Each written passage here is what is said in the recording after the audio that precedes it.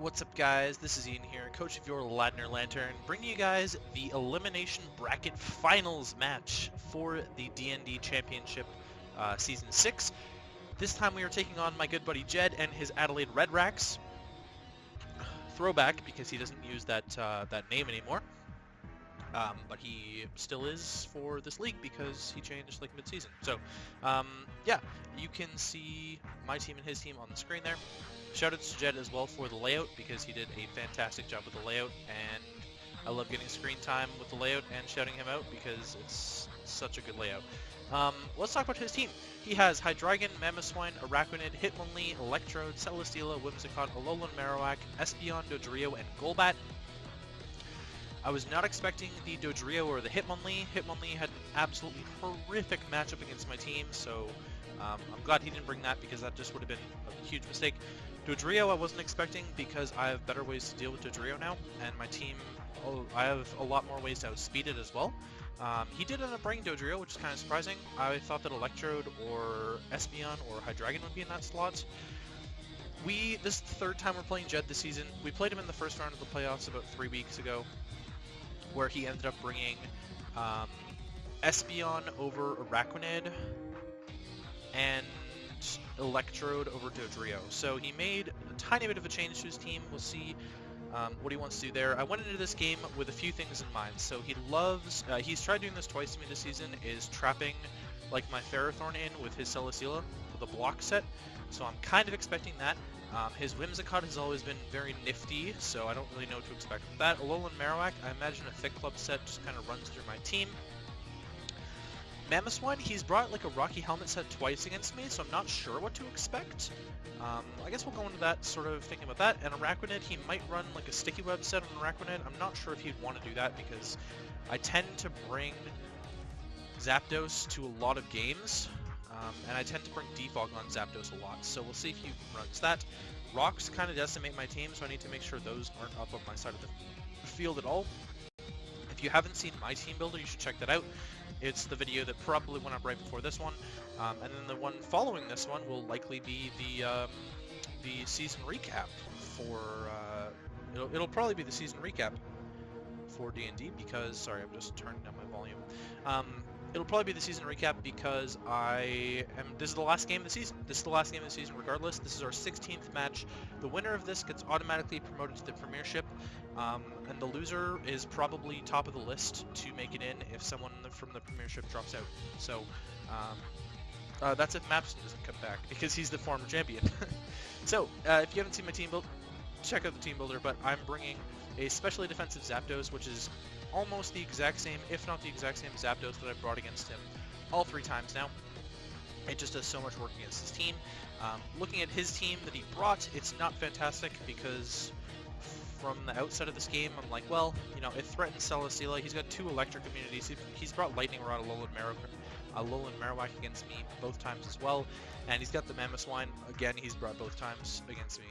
Celesteela's come off, I believe Celesteela, Whimsicott, hang on, I put him in week 4.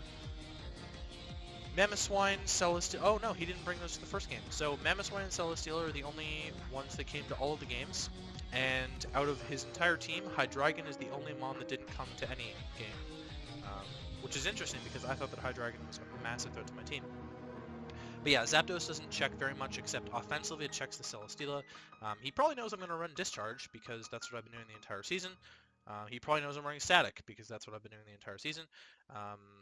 Whimsicott is like the only thing we're walling, and Scolipede does a good enough job of walling Whimsicott in my opinion. So does Togekiss, so Zapdos is actually relatively useless. Alomomola were physically defensive, and I'm not running Scald this time, I'm running Knockoff to be able to catch the Whimsicott switching in. Last time I ended up burning the Whimsicott, and I couldn't do much about it. And I would imagine he's more prepared for my Alomomola this time than he was last time. He pretty much had nothing to hit my Alomomola last time, and this time I would imagine he's got something for it. Mega Medicham, we're bringing the exact same set that we've run the last 2 times, I believe, with 4 attacks. Fake Out, and Drain Punch, Zen Headbutt, Thunder Punch. Goal was to speed pass from Scolipede into Medicham, so we'll talk about Scolipede now. We're bringing a no-attack Scolipede with Protect, Sub, Baton Pass, and Endeavor. I mean, maybe count Endeavor as an attack because it's a contact move, but it's like paint split, so I don't know. And we're bringing a soft sand Zygarde 10%, which I think is really cool if it gets some play, because it sort of mimics banded damage. If he's calculating for banded damage, then he might see a roll from soft sand show up, and he might think I'm banded, but I'm not. And we've got the extreme speed on there. I think we're running Glare as well because I like paralyzing things. And last but not least, we're running a Scarf Togekiss with 3 attacks and Defog. Just in case it gets knocked off, I can Defog or something like that. We've got the Flamethrower on there to deal with the Celesteela. I imagine the Celesteela will come. He has basically no flying resists. Yeah, he has no flying resists as soon as Celesteela dies. I thought Electrode and Celesteela were going to be his flying resists. He brought one of them. Once it's gone, there's no way that he is going to like Air Slashes. Yeah, so let's get right into things. I'm going to lead with my Zapdos because if he wants to lead Araquanid, then I have a great matchup against it, and I can click Toxic. If he wants to lead Mamoswine, I'm in a really bad spot, and I have to predict. If he wants to lead Alola Marowak, I'm also in a really bad spot, and I have to click Toxic. Those are kind of the leads I'm expecting, just to get up hazards, because all 3 of them can get up hazards or hit really hard. He doesn't have the best momentum on this team. He could lead Whimsicott U-Turn out if he wanted. But I'm going to lead Zapdos, as he's going to lead Mamoswine. So, knowing Jed, and seeing his sets the last few games that I've played him, I think he's going to go for Rocks here. And this might be a really ballsy prediction, but this is like my 5th or 6th match against Jed ever, and I kind of know how he plays now. So I was predicting the Rocks, and we'll see, and I'm going to click Toxic on this thing to sort of wear it down. And we are going to see that he is going to click the Stealth Rock. So I make a really ballsy read, and it pays off. Icicle Crash from the Life Orb set would have killed me. Glad he didn't click it. Knowing his set after the fact. So I don't pick up on whatever set he's going to be, but he is actually going to double into the Celesteela, as I'm going to double into a Alomomola, I think. Yeah, so he's going to double into Celesteela on my Toxic, I guess. I'm not sure what he was doubling. Like, obviously, I wasn't clicking an electric move on the Mamoswine, so that was actually a really safe switch on his part, really smart too. My Alomomola can't really touch this, and I'm not set on clicking Knockoff right now, so I'm actually just going to go back into my Zapdos, as he's going to click, he's going to go into his Arachnid here. So now I can click Toxic again. No, I'm going to defog, get rid of these rocks, sorry, as he shows the Scald. So we know now that he's a special Arachnid, a lot less scary than a physical one, especially to this Zapdos because it's a Spit F Zapdos. That's still doing quite a bit of damage, like Water Bubble's no joke, even on the special side.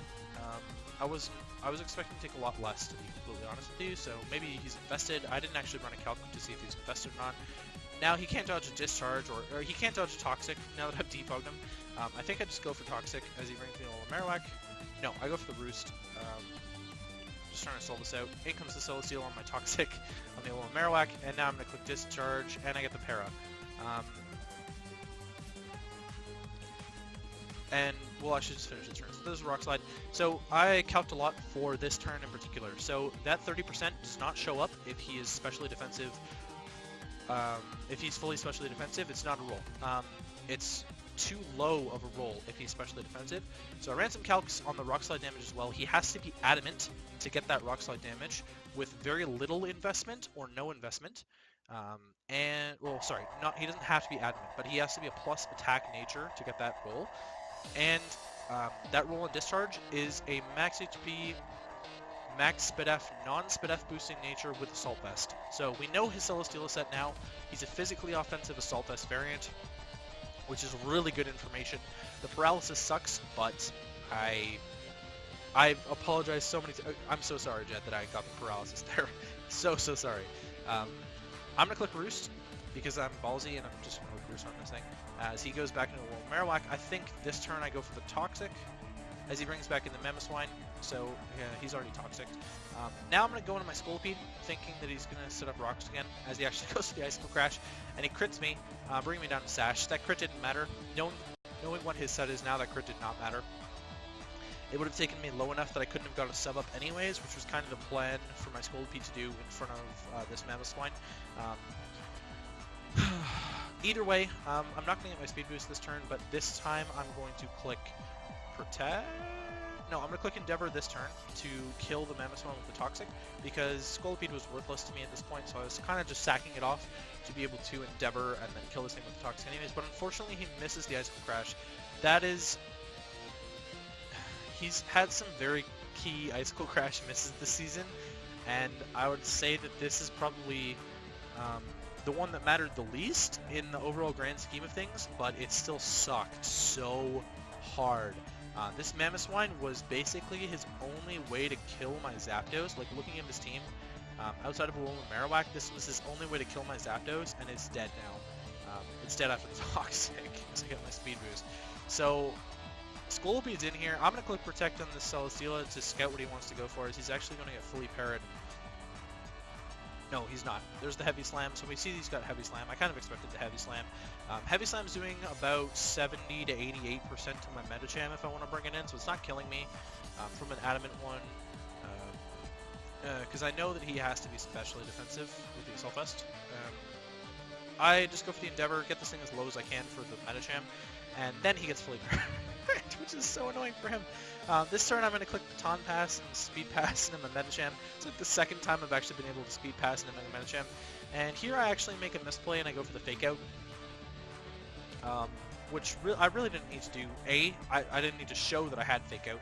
And B, he's paralyzed, so I could have easily just clicked like Thunder Punch or Drain Punch even. So what I'm going to do is click the Fake Out. And now he's going to bring in his Whimsicott.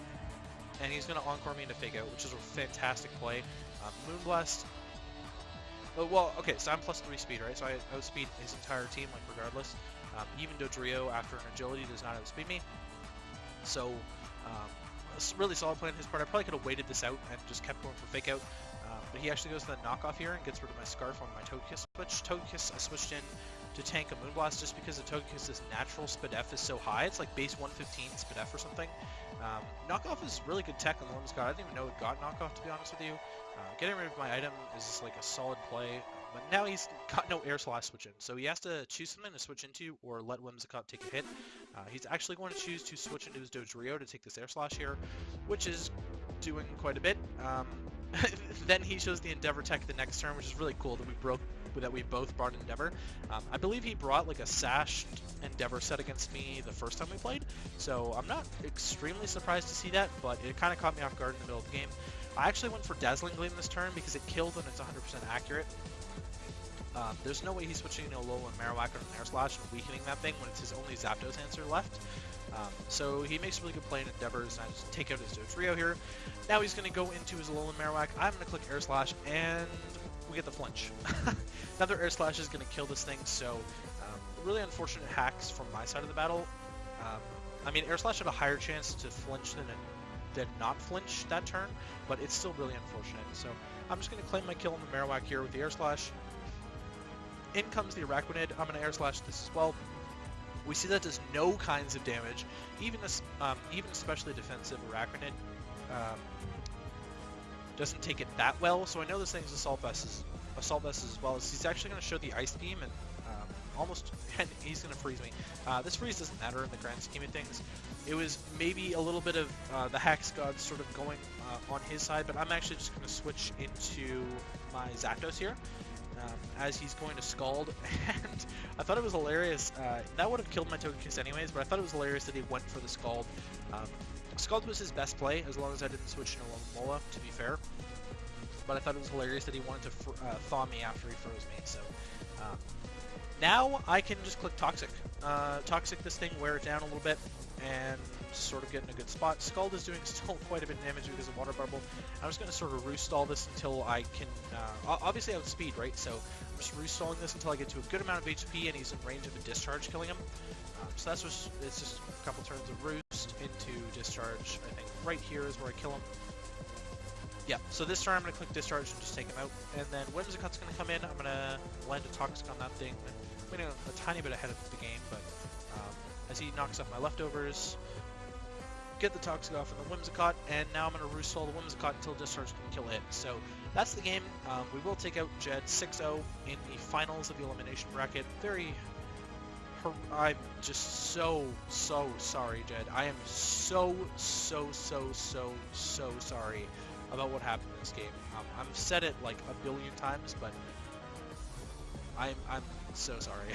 Like, I actually hacked Jed to death. That's what happened in this game. I hacked him to death. Zygar didn't see the field. Aloma Mole switched in on rocks once and didn't do anything else. Aloma Mole actually had a really good matchup against his team if he was physical on a lot of things. I found out his sets later. I'm not going to talk about those because I know that he's got his own side of the battle going up, and so I'd rather you guys go check out his side of the battle. I will link his channel in the description so you guys can go check that out. I think it's going up tomorrow and not today though, so you'll have to see his side of the battle tomorrow and see his reaction and stuff like that. Yeah, GG to Jed. We move on to the Premiership. Not much else to say about that. We end up snagging the 3rd spot of the Premiership. I think I played really well this season, and I'll talk more about this in the season recap, but I was really disappointed with my 2 losses to Krabby overall, and those were 2 of my 3 total losses in the entire season. I lost once in the first game, and then since the first game I've only lost to Krabby, so I'm a little bit disappointed in the fact that I couldn't make the championship, like the actual championship for championship, so that one of my friends could have had the last Premiership spot, but what are you going to do about it? What are you going to do? I can't do much about it. I played to win, everyone's playing to win, and that's just kind of how it is. So, yeah, shoutouts to Jed for the layout once again, and thanks Jed for the game, and I will catch you guys for the season recap.